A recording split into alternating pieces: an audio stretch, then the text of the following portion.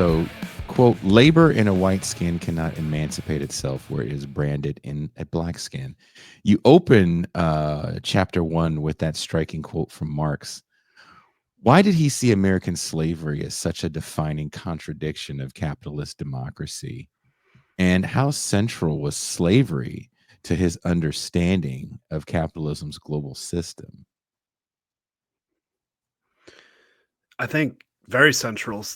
So Marx spent a lot of time throughout his life and career thinking about the United States, discussing American politics and economy with his many 48er comrades. Those were the German revolutionaries who, um, from 1848, who fled Germany, fled Prussia, many of whom ended up in the United States and got embroiled in the politics of the United States, oftentimes anti-slavery politics, kept up correspondence with them, paid close attention to the United States throughout the 1850s, as he was the chief European correspondent for the New York Tribune, which was the most read newspaper in the world during the 1850s.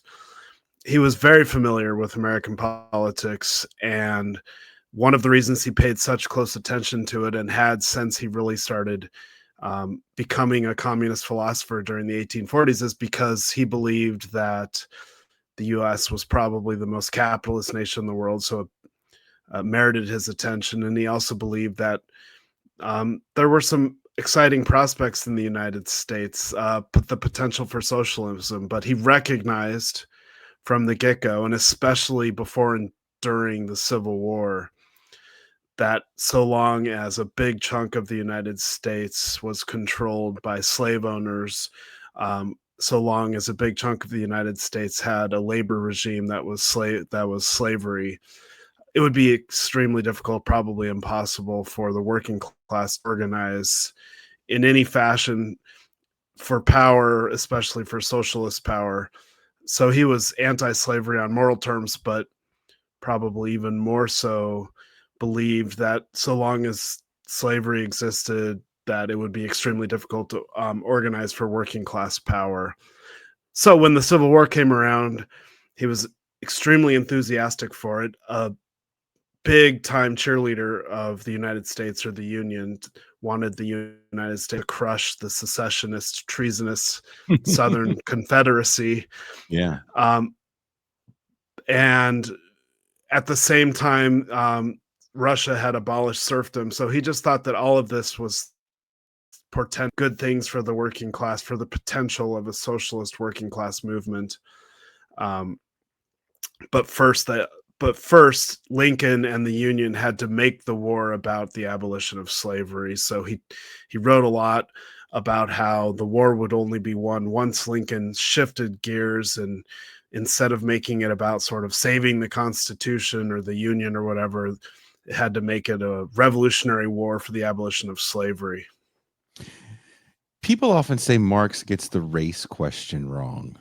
Um, I've even seen a video from probably a little less than a year ago where Adolph Reed, and I believe it was Barbara Fields and Walter Ben Michaels, were on a panel somewhere in the East Coast, and someone said something along the lines of, "Well, you guys are Marxists," and Karl Marx didn't understand racism because he lived in this all-white world.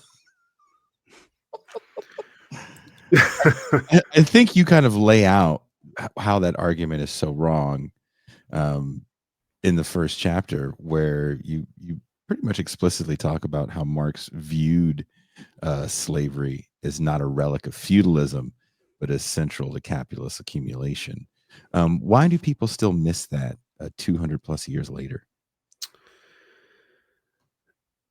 Yeah, I think why people miss it is a tough question. I think it has a lot to do with the identity politics of the kind of left liberalism going back to the 1960s, partly rooted in a black nationalist perspective on Marxism. Lots of criticism of Marx and Marxism emerged from the 1960s onwards that was grounded in a Black nationalist perspective on oppression that rooted the sort of central antagonism of life and power in racism rather than capitalism or capitalist exploitation, which is a focus on, which is of course a focus on class relations. But like I always say, okay, so Marx was a 19th century European man, maybe, and again, I think this is maybe going too far, but maybe he wasn't as enlightened on racial matters as 21st century liberals. But when I say that, I would say he wasn't as obsessed with race as 21st century liberals. But here he was throughout his lifetime, up into and during the Civil War, calling for the abolition of slavery. He was calling to arm the enslaved during the Civil War. That was one of his main calls. We must arm Black people if the Union is going to prevail.